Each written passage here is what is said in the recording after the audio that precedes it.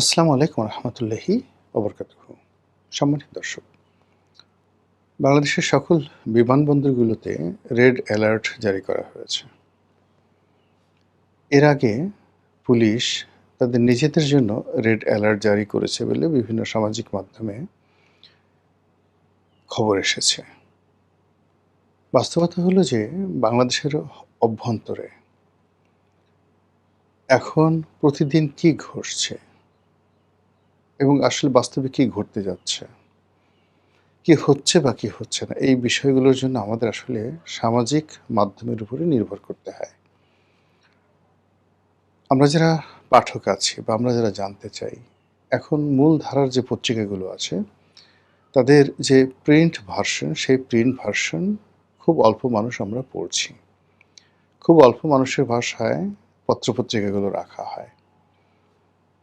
একটা সময় ছিল যে আমি অফিসে বা বাসায় ৪-৫টা পত্রিকা রাখতাম। এখন অফিসে একটা পত্রিকা রাখি, বাসায় আরেকটা পত্রিকা রাখি। কিন্তু আসলে দুটো পত্রিকারই ফার্স্ট পেজ এবং লাস্ট পেজ, এর বেশি আসলে দেখা হয় না। কিন্তু এই পত্রিকাগুলো তাদের যে অনলাইন ভার্সন কিংবা তাদের যে ফটো কার্ডগুলো আমরা সামাজিক মাধ্যমে দেখি, ওটাই আমাদের কাছে বেশি আকর্ষণীয় মনে হয়, তাদের যে ডিজিটাল ভার্সন। আবার সেই ডিজিটাল ভার্সনগুলোকে বিভিন্ন যারা গুজববাজ রয়েছে তারা এতটা বিকৃত করে, এমনভাবে প্রচার করে যে আপনি কোনটা যে সঠিক আর কোনটা মিথ্যা, কোনটা যে পত্রিকার অরিজিনাল ফটো কার্ড আর কোনটা না, এটা অনেক সময় আসলে আপনি খুব সতর্ক না হলে খেয়াল করতে পারবেন না। মাঝে মধ্যে অবস্থা এমন হয়ে যায় যে একটা মিথ্যা খবর পত্রিকার নামে চালিয়ে দেওয়া হয় এতটা গুরুত্ব সহকারে যে পরবর্তীতে সেই পত্রিকা কর্তৃপক্ষ আবার আলাদা বিজ্ঞাপন দিয়ে আলাদা ফটো কাট করে বলতে হয় যে আমরা এই কথাগুলো বলিনি। কথাগুলো বললাম এই কারণে যে আসলে বাংলাদেশ পুলিশ কী করছে, বাংলাদেশে কতটা সতর্কতা জারি হচ্ছে এবং আসল ঘটনাটা কি, এরকম একদম একজ্যাক্টলি যে সত্যিকার চিত্র আমরা পাচ্ছি না। একদিকে যেমন বলা হচ্ছে যে বাংলাদেশের সমস্ত বিমানবন্দরগুলোতে সেই সতর্কতা জারি করেছে পুলিশ।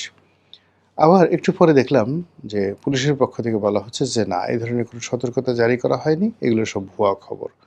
হোয়াট এভার মেবি, কিন্তু এটা একটা বিচ্ছিন্ন ঘটনা, কিন্তু বেশিরভাগ ক্ষেত্রেই পুলিশ সতর্কতা জারি করেছে এয়ারপোর্টগুলোতে। এখন কি কারণে এটা জারি করা হলো? এর আগে আমরা জানি যে এই জুলাই মাস উপলক্ষে বিভিন্ন জায়গাতে বিশেষ আকৃতির বোমা সাদৃশ্য অনেকগুলো বস্তু পাওয়া গেছে। সেটা মেট্রো রেলের বিভিন্ন স্টেশনে এগুলো পাওয়া গেছে এবং এতে করে যথেষ্ট আতঙ্ক ছড়িয়ে পড়েছিল এবং আমাদের পুলিশের বা সেনাবাহিনীর যে বোমা ডিসপোজাল ইউনিট রয়েছে তারা আবার সেগুলোকে উদ্ধার করেছে এবং এগুলো সেই জনবহুল জায়গা, বিশেষ করে প্রেস ক্লাবের মতো জায়গাতে, মিরপুরের মতো জায়গাতে এগুলো রাখা হয়েছিল, অনেকটা ছাতির মতো দেখতে। এবং এটা যে কেবল বিচ্ছিন্ন ঘটনা তা নয়, দেখা গেল ওই দিন সংখ্যালঘুদের, বিশেষ করে হিন্দুদের যে অনুষ্ঠান রথযাত্রা, সেই রথযাত্রা উপলক্ষে প্রেস ক্লাবের সামনে দিয়ে যখন বিরাট মিছিল যাচ্ছিল, তখন ঠিক সেই জায়গাতে এরকম বোমা সদৃশ্য বিষয় পাওয়া গেল। দুর্ঘটনা ঘটেনি, কিন্তু দুর্ঘটনার যে আলামত আমরা দেখেছি, এতে করে সিঁদুরে মেঘ দেখে ভয় পাওয়ার মতো অবস্থা আমাদের তৈরি হয়েছে। আপনারা জানেন যে বিগত বিএনপি সরকার আমলে সারা বাংলাদেশের যে জজ কোর্টগুলো রয়েছে সেখানে একযোগে সেই বোমা হামলা হয়েছিল এবং ওই সময়ের যে জঙ্গিবাদ, শায়ক আব্দুর রহমান, বাংলা ভাই, তাদের নেতৃত্বে যে জঙ্গিবাদ শুরু হয়েছিল, সেই জঙ্গিবাদ কিন্তু এখন পর্যন্ত থেমে নেই। শেখ হাসিনার জামানাতে এই জঙ্গিবাদকে নিয়ে একদিকে ব্যবসা হয়েছে, অন্যদিকে সরকারকে জিম্মি করেছে, অন্যদিকে জনগণকে জিম্মি করা হয়েছে, আবার অন্যদিকে সরকার এবং রাষ্ট্র তারা ইচ্ছাকৃতভাবে হোক কিংবা নাটক তৈরি করার জন্য হোক, এই জঙ্গিবাদ নিয়ে বহু নিরীহ মানুষের জীবন তছনছ করে দিয়েছে। এটা হলো বাস্তবতা। অনেকে বলেন যে এই কাজ করার ফলে পুলিশের যে কতগুলো দুর্নীতিবাজ কর্মকর্তা, তারা যথেষ্ট টাকা পয়সা উপার্জন করেছে। অনেকে বলেন যে এই জঙ্গিকে ট্রাম্প কার্ড হিসেবে ব্যবহার করে শেখ হাসিনা সরকার পশ্চিমা দুনিয়ার কাছে নিজেদের যে গ্রহণযোগ্যতা বা তারা ছাড়া যে এই রাষ্ট্র, এই সরকার চলবে না, এরকম একটা অবস্থা তারা প্রমাণ করার চেষ্টা করেছে। তো সেই যে কাজগুলো করেছে, এটা যে একেবারে সর্বাংশে মিথ্যা তা নয়। জেলখানাতে বহু সংখ্যক উগ্রপন্থী লোকজন ছিলেন এবং বাংলাদেশে হলি আর্টিজানের মতো দুর্ঘটনা ঘটেছে, মারাত্মক দুর্ঘটনা ঘটেছে। এই দেশে এখন পশ্চিমারা বলছে, পাকিস্তানি বলছে, ইসরায়েল বলছে যে এখানে আইএসের ট্রেনিং সেন্টার আছে। এখানে হরকাতুল জিহাদ থেকে শুরু করে পাকিস্তানের তেহরিকি যে তালেবানে অফ পাকিস্তান টিটিপি, তো সেই সংগঠনের ট্রেনিং সেন্টার এখানে আছে। আমাদের পার্বত্য অঞ্চল থেকে শুরু করে বিভিন্ন যমুনার যে দুর্গম চর অঞ্চলে এরকম অসংখ্য জঙ্গি ট্রেনিং সেন্টারের সন্ধান পাওয়া যায় এবং মাঝে মধ্যে বেশ কিছু সংখ্যক তরুণদেরকে গ্রেপ্তার করা হয়। তাদের আচার আচরণ, চাল চলন, মানে এগুলো দেখলে রীতিমতো তাদের পিতামাতা যারা আছে তারাও ভয় পাবে। ফলে এই যে এই মুহূর্তে সরকার যে দুর্বল একটি অবস্থানে রয়েছে, এতে কোনো সন্দেহ নেই। নাজুক অবস্থায় আছে দেশের আইনশৃঙ্খলা পরিস্থিতি। কোনো বাহিনীগুলো ঠিক ওইভাবে মাথা উঁচু করে এখনো পর্যন্ত দাঁড়াতে পারেনি। এমনকি সেনাবাহিনী সম্পর্কে মানুষের যে যাকে বলে ভয় ছিল, আতঙ্ক ছিল, এই গত ২ বছর ধরে জুলাই বিপ্লবের কারণে সেনাবাহিনী নিয়েও কিন্তু এখন অনেকে তুচ্ছ-তাচ্ছিল্যমূলক কথাবার্তা বলে থাকেন। যে সেনাবাহিনীর প্রধানকে নিয়ে মানুষ কথা বলা তো দূরের কথা, সেনাবাহিনীর একজন মেজরকে দেখলে মানুষ থরথর করে কাঁপত। এখন কে মেজর, কে মেজর জেনারেল, কে ব্রিগেডিয়ার জেনারেল, কে লেফটেন্যান্ট জেনারেল আর কে ফুল জেনারেল মানে সেনাপ্রধান, ওগুলো গণনা করার সময় যারা সমালোচনা করছে তাদের কাছে নেই। তারা মুখে যা আসে সেভাবে গালাগাল করছে। আইজিকে যেভাবে গালাগাল করছে, এসপিকে একই ভাষায় গালাগাল করছে এবং শুধু দূর থেকে গালাগাল না, একেবারে সামনাসামনি গালাগালি করছে। তারা রাষ্ট্রপতিকে ভুয়া ভুয়া হিসেবে গালাগাল করছে। বঙ্গভবনের অনুষ্ঠানে গিয়ে তারা রীতিমতো সিন ক্রিয়েট করছে। তো এইরকম একটি নাজুক অবস্থাতে যদি যারা সুযোগ সন্ধানী, যারা মন্দ কাজ করে, তারা যদি টার্গেট করে আসলে কোনো কিছু করে, ওটা সামাল দেওয়ার মতো পরিবেশ পরিস্থিতি এই মুহূর্তে প্রশাসনের আছে বলে অনেকেই মনে করেন না। তো এনিওয়ে, যেটি হলো যে এই মুহূর্তে কেন হঠাৎ করে সতর্কতা জারি করা হলো? এখানে জঙ্গি হামলা হতে পারে। দ্বিতীয়ত এখানে আওয়ামী লীগ এই কাজগুলো করতে পারে।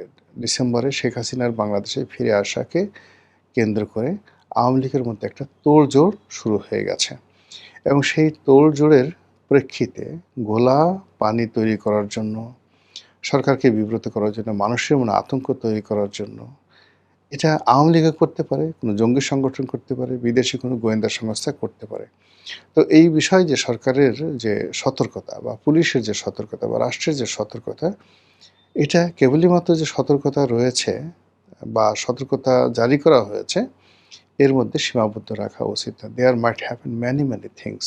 এই গেল একটা বিষয়। এখানে আরেকটি বিষয়, সেটা হলো পাকিস্তানের যিনি রাষ্ট্রদূত বাংলাদেশে সাম্প্রতিক সময়ে বেশ আলোচিত। গত ২ বছর ধরে বাংলাদেশের রাজনীতিতে পাকিস্তান বেশ অপরিহার্য হয়ে পড়েছে।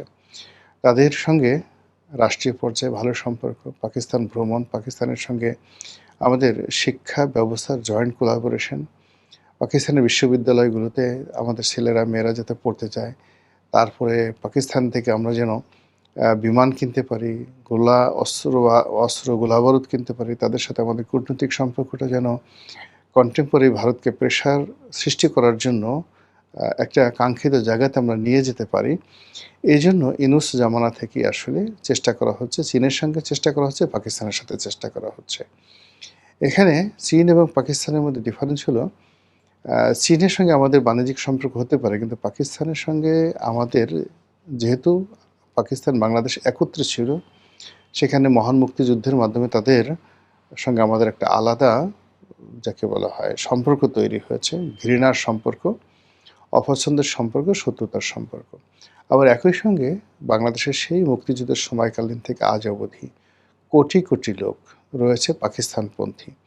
পাকিস্তানের প্রবল বিরোধিতাকারী গ্রুপ যেভাবে রয়েছে, পাকিস্তানপন্থী লোকজনের কিন্তু বাংলাদেশে অভাব নাই। তো সেই কারণে পাকিস্তান যিনি পাকিস্তানের রাষ্ট্রদূত, তিনি সবসময় বাংলাদেশে গুরুত্বপূর্ণ ভূমিকা পালন করেছেন। অন্যদিকে পাকিস্তানের গোয়েন্দা সংস্থা আইএসআই, সেই আইএসআইয়ের যে তৎপরতা, এটাও গত ২ বছরে মারাত্মকভাবে বৃদ্ধি পেয়েছে। তো সেই দিক থেকে পাকিস্তানের বর্তমান যিনি রাষ্ট্রদূত রয়েছেন, তিনি অনেকের কাছে পরিচিত, মার্কিন রাষ্ট্রদূতের মতোই পরিচিত। ইদানিংকালে তার যে ঘোরাফেরা, চালচলন, কথাবার্তা সবকিছুই অন্য যেকোনো সময়ের চেয়ে গুরুত্ব বহন করে। তো সেই রাষ্ট্রদূত অলনে ছাড়েন, হাসপাতালে ভর্তি হয়েছেন তার স্ত্রীসহ, এবং বলা হচ্ছে তার বাসায় শর্ট সার্কিটে অগ্নিকাণ্ডের মতো ঘটনা ঘটেছে, এবং এতটা অগ্নিকাণ্ড, সেই অগ্নিকাণ্ডে সেখানে ধোঁয়া তৈরি হয়েছে, জিনিসপত্র পুড়ে গেছে, এবং রাষ্ট্রদূত এবং তার স্ত্রী এতটা আহত হয়েছেন, অসুস্থ হয়ে পড়েছেন যে তাদেরকে দেশের একটি বেসরকারি হাসপাতালে, সেই হাসপাতালে তাদেরকে আইসিইউতে বা সিসিইউতে, একজনকে আইসিইউতে আর একজনকে সিসিইউতে রাখা হয়েছে। তাদের সর্বশেষ, আজকের এই ভিডিওটা যখন আমি করছি, তাদের সর্বশেষ শারীরিক অবস্থা কিন্তু আমরা জানি না। এখন এই যে রাষ্ট্রদূতের অসুস্থ হওয়া, এটি নিয়ে কিন্তু নানা রকম কথাবার্তা হচ্ছে। যারা সন্দেহ করছে যে না, পাকিস্তান একটি জঙ্গি রাষ্ট্র, একটি তালেবানি রাষ্ট্র, এবং সেখানে প্রচুর সন্ত্রাসী কর্মকাণ্ড হয়। তারা বিশ্বের বিভিন্ন দেশে রাষ্ট্রীয় মদতে তারা সন্ত্রাস করে। ভারতের যে মুম্বাই ট্র্যাজেডি, হোটেল তাজে আক্রমণ, এর বাইরে আরও কাশ্মীর থেকে শুরু করে অন্যান্য শহরে বোমা হামলা চালানো, এই কাজগুলো পাকিস্তান রাষ্ট্র তারা তাদের যে গোয়েন্দা সংস্থা, সেই গোয়েন্দা সংস্থার মাধ্যমে ইনসার্জেন্সি চালিয়েছে।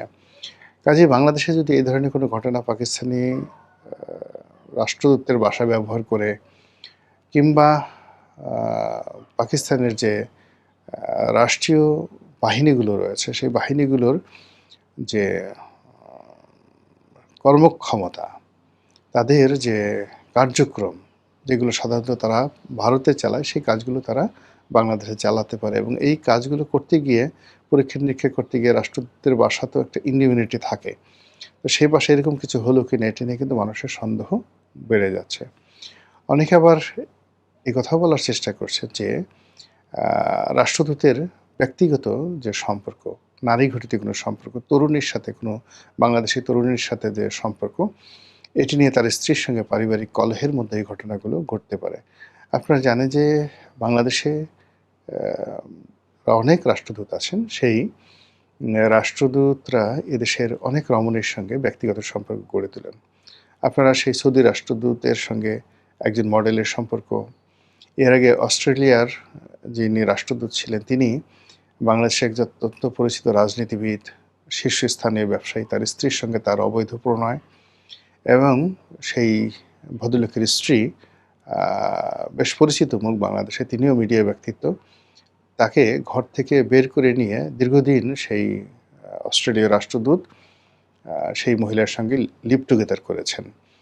এটা বাংলাদেশের ওপেন সিক্রেট। অনেক রাষ্ট্রদূতকে টার্গেট করে বাংলাদেশের মেয়েরা বেশ ভালো সম্পর্ক করে। আবার রাষ্ট্রদূতও বাংলাদেশের মেয়েদের সাথে সম্পর্ক করার জন্য এখানে অনেক ঘটনা কূটনৈতিক পাড়ায় রীতিমতো ঘটে যাচ্ছে। তো সেক্ষেত্রে পাকিস্তানের রাষ্ট্রদূত যদি চান কোনো মেয়ের সঙ্গে সম্পর্ক করার জন্য, সেটা তার জন্য ওয়ান্টুর বিষয়। আবার কোনো মেয়ে যদি এই মুহূর্তে পাকিস্তানের রাষ্ট্রদূতকে টার্গেট করে যে না, তার সাথে সম্পর্ক তারা করবে, এরকম ধড়িবাজ মেয়ের সংখ্যাও কিন্তু বাংলাদেশে কম নয়। তো সব মিলিয়ে আমাদের এই সময়টিতে যা কিছু ঘটছে, এটি আমাদেরকে যথেষ্ট চিন্তায় ফেলে দিয়েছে। নৈতিকভাবে, রাষ্ট্রীয় কৃষ্টি কালচারের ক্ষেত্রে, আমাদের ন্যাশনাল সেফটি অ্যান্ড সিকিউরিটির ক্ষেত্রে, এবং সর্বোপরি আমাদের যে মানুষের মন এবং মানসিকতা, চিন্তা এবং চেতনা, এবং পলিটিক্যাল যে স্ট্যাবিলিটি রয়েছে, সেই স্ট্যাবিলিটির ক্ষেত্রে সাম্প্রতিক এই যে দুটো ঘটনাগুলো বললাম, এই দুটো ঘটনা কিন্তু যথেষ্ট প্রভাব বিস্তার করেছে। মহান আল্লাহ আমাদের সবাইকে হেদায়েত দান করুন এবং হেফাজত করুন। আসসালামু আলাইকুম ওয়া রাহমাতুল্লাহি ওয়া বারাকাতুহু।